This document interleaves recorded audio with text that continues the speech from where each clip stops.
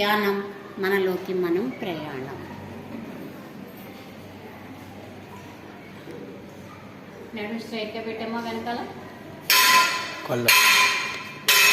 కళ్ళజోడు ఉన్నవాళ్ళు పెట్టేయండి. ఎవరి పని అంటున్నాను. ఆలోచన వస్తూ ఉంటే సహజంగా సరళంగా జరుగుతున్న శ్వాసను గమనించాలి. పీల్చి వదిలే గాలిని గమనించండి, అంతే. పీల్చి వదలరాదు. మన శ్వాసే మనకు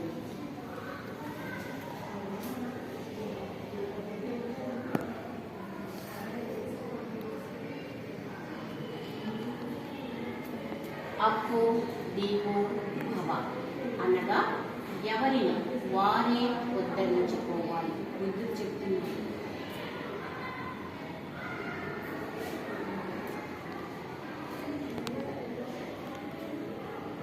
రాముడు చేసిన ధ్యానం, అల్లా చేసిన యోగం, జీసస్ చేసిన సాధన మనము చేస్తున్నాం ఫ్రెండ్స్. అంతా గొప్పది.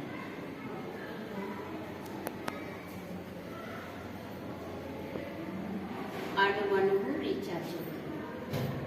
సాక్షిగా గమనిద్దాం ఫ్రెండ్స్.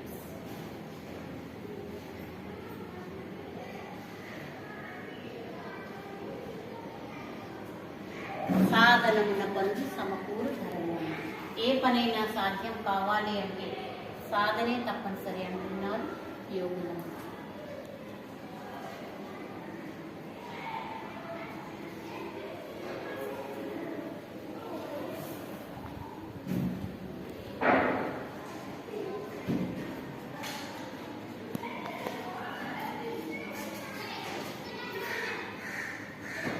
జ్ఞాపక శక్తి, ఏకాగ్రత, బుద్ధి కుశలతతో జ్ఞానం.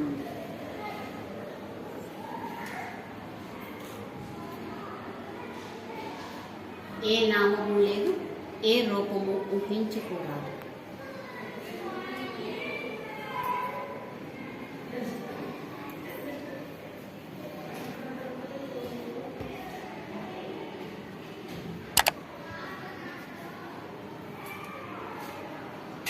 కూసంత శ్వాస విద్య, కొండంత సంజీవుని ఆంజనేయ స్వామి చెబుతున్నారు.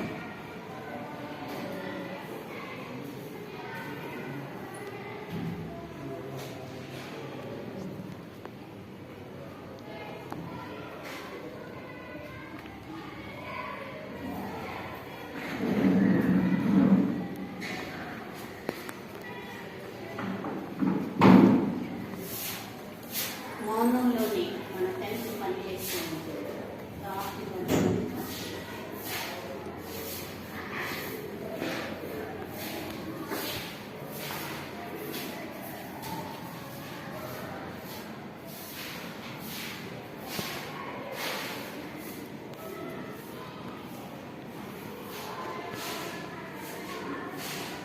యోగం అంటే కలయిక.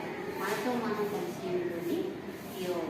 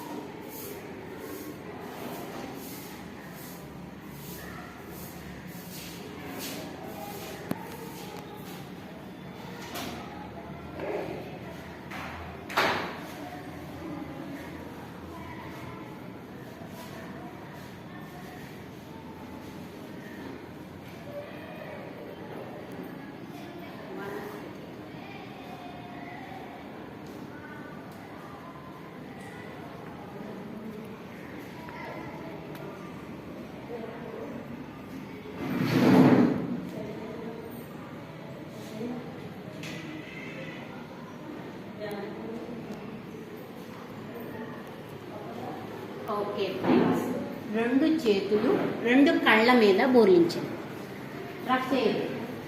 రెండు కళ్ళ మీద 5 4 3 2 1 0. అరచేతులు చూస్తూ చిరునవ్వుతో కలుపుతారు. వేళ్ల చివర కాస్త ఎనర్జీ ఉంటుంది, అది మళ్ళీ కళ్ళ ద్వారా లోపలికి వెళ్ళిపోతుంది. కాబట్టి ఎప్పుడూ రఫ్ చేయాలి. రోగాలు, అశాంతి, ఒత్తిడి వాళ్ళంతా కారణం ఇది. కాబట్టి యోగా డే ఎలాగో ధ్యాన దినోత్సవం ఎందుకు పెట్టారంటే ప్రతి ఒక్కరిలో కూడా కళ్ళు మూయాల్సింది. ఏది కావాలన్నా బయట వెతుకుతున్నాం, లోపల వెతకట్లే, అక్కడే తప్పు చేస్తున్నాం. అద్భుతం అంతా లోపలే ఉంది. అందుకు యోగులందరూ లోనకే ప్రయాణం చేశారు. విశ్వ కళ్యాణం కోసం వాళ్ళందరూ చేశారు. మనందరూ కనీసం మన కోసమన్నా మనం కళ్ళు మూసుకుని ఉద్యోగం చేసుకోండి, వ్యాపారం చేసుకోండి, చదువుకోండి, పెళ్ళి అన్నీ చేసుకోండి. 1 గంట మన కోసం మనం ఇవ్వగలరు. 1 నిమిషం ధ్యానం ఎలా చేయాలి నేర్చుకుందామా? ఇలా వేళలో వేళ్ళు కలిపితే ఎనర్జీ రావు. ఎప్పుడు కూడా ఇట్లా కూర్చోవాలి, ఇలా కూర్చోవాలి. పెట్టుకోండి, ఒళ్ళో పెట్టుకోండి. కళ్ళు 2 ముయ్యాలో తెరవాలా? 80% ఎనర్జీ లాస్ అవుతాం. ఇలా చూడాలి, అర్థమవుతుందా? అందుకే ఎక్కువ మనం కళ్ళు మూయడానికి ప్రయత్నిస్తే ఎనర్జీ లాక్ అవుతుంది. కళ్ళు 2 మూసేయండి. నేను ఓకే చెప్పిన తర్వాత మాత్రమే 2 చేతులు కాళ్ళ మీద. ఆ పదం విన్నారా? హలో, ఆ పదం విన్నారా? మెడిటేషన్ చేస్తున్నారా? మరి చెయ్యాలా లేదా? రేపు డిసెంబర్ 21 ధ్యాన దినోత్సవం. ప్రతి ఒక్కరు ధ్యానం, మన యోగా డే అద్భుతంగా జరుపుకున్నామా లేదా? అలాగే ధ్యానానికి కూడా ఒక డే ఇచ్చారు, డిసెంబర్ 21. ఒకసారి ధ్యాన దినోత్సవం గట్టిగా చేసుకోండి. యోగా అంటే ఆసనాలు, ధ్యానం అంటే మౌనంగా కూర్చోవటమే. దాని వాల్యూస్ తెలియదు కదా మనం చేయట్లే. అందుకే నేను మీకోసం రాజమండ్రి నుంచి వచ్చాను. నేను చాలా 18 ఇయర్స్ అయింది. నా పేరు అనిత. ఎన్నో స్కూల్స్, కాలేజీల్లో ధ్యానం పరిచయం చేయడం జరిగింది. అమ్మ, రేపటి నుంచి మొన్నే విన్నా, మొక్క వేస్తేనే మార్కేస్తారట. అలాగే ధ్యానం చేస్తేనే మీకు మార్కులు కలుస్తాయి. అట్లాంటి రోజుల్లో వస్తున్నాయి. ఎందుకంటే మన బాగు కోసం. అమ్మా, విద్య ఎంత అవసరమో సమాజం యొక్క బాధ్యత కూడా అంతే అవసరమని మోడీ గారు చక్కగా అమూల్యమైనవన్నీ కూడా ఇంప్లిమెంట్ చేస్తున్నారు. ఇదేంటి? ఎందుకు ఉపయోగిస్తాం మొబైల్ని? చెప్పాలి బంగారు, ఎందుకు ఉపయోగిస్తాం? నేనేమో కొడతాను, మాట్లాడాలి. చెప్పండి గట్టిగా. Calls, very good. ఇంకా మాట్లాడండి. తెలుసుకోవడం, వీడియో, మరి ఇన్ని కావాలి కదా. ఇన్ని చూస్తూ ఉపయోగించుకుంటున్నా. మరి ఇన్ని ఉపయోగించుకోవాలంటే ఈ ఫోన్కి ఏం కావాలి?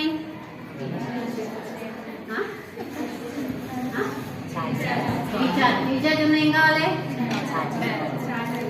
ఇంకేం కావాలి? ఛార్జింగ్ కావాలి. క్లాప్స్ కొట్ట. ఎందుకంటే మంచి విషయం అయినప్పుడు క్లాప్స్ కొట్టామనుకో గుర్తుంది. మనమైనా క్లాప్స్ కొట్టుకోవాలి కదా. ఛార్జింగ్ ఉంటేనే ఫోన్ పనిచేస్తుంది, ఎక్కువ టైం కూడా ఉపయోగించుకోగలం.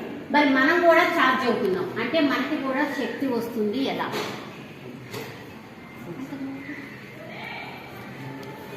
రోజు శక్తి ఎలా వస్తుంది నాన్న? చిన్నపిల్లలు చక్కగా చెప్తున్నారు.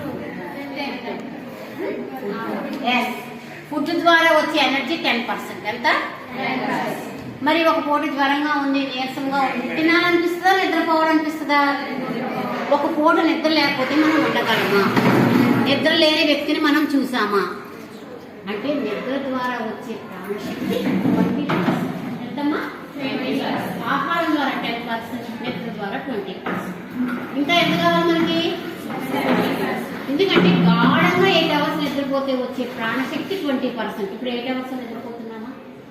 అంటే ఇక్కడ 20% కూడా లేక ఈరోజు అనారోగ్యం, అశాంతి, ఒత్తిడి, మెమొరీ పవర్ ఇవన్నీ ఎందుకు తగ్గుతున్నాయంటే శక్తి లేకపోవడం. ఎవరైనా ఇస్తారా శక్తిని? చెప్పండి.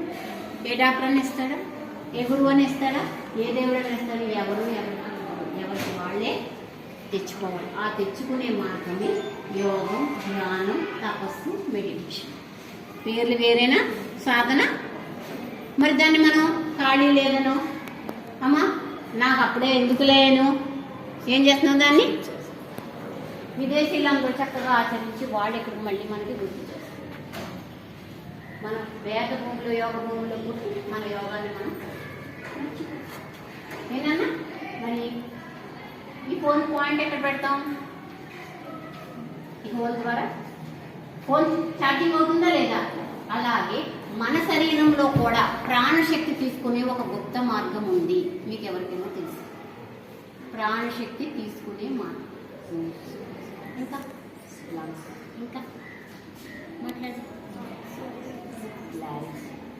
ఇంకా చెప్పండి నాన్న, ఆలోచించండి. ప్రాణశక్తి తీసుకునే మార్గం కూడా మనకి ఎవరికి పరిచయం అవ్వలేదు ఇంకా, అవును కదా? మరి చెప్పాలా వద్దా? రహస్యం చెప్తే నాకు ఏమిస్తారు? Thank you. ఇలా చేపెట్టండి. ఇట్లా అందరూ చేయి చాపాలి. ప్రాక్టికల్గా చేస్తేనే మనకు గుర్తుంది. అమ్మా ఇక్కడ చూపించండి అందరూ. బ్రహ్మరంధ్రము, దీన్ని ఏమంటాం? ఇది గాఢ నిద్రలో, ధ్యానంలో మాత్రమే సన్నని సూర్యులా ఉంటుంది.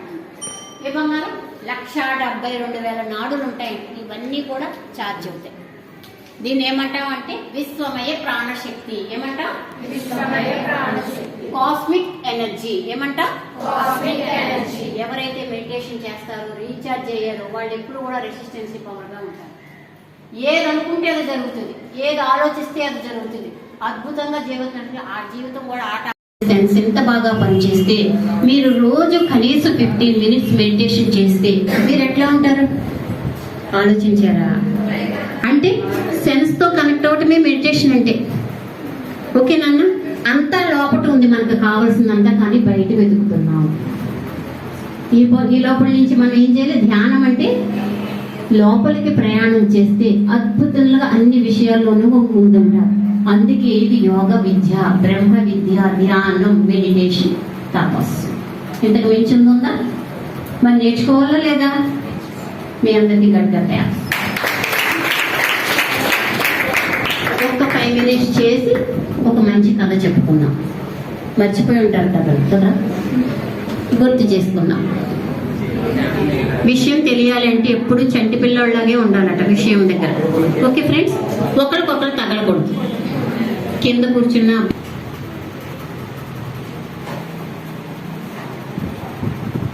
ఆలోచన వస్తూ ఉంటే సహజంగా సరళంగా జరుగుతున్న శ్వాసను గమనించాలి.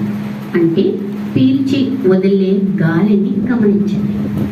ఎలా వెళ్తుంది, ఎలా వస్తుంది అని గమనించండి.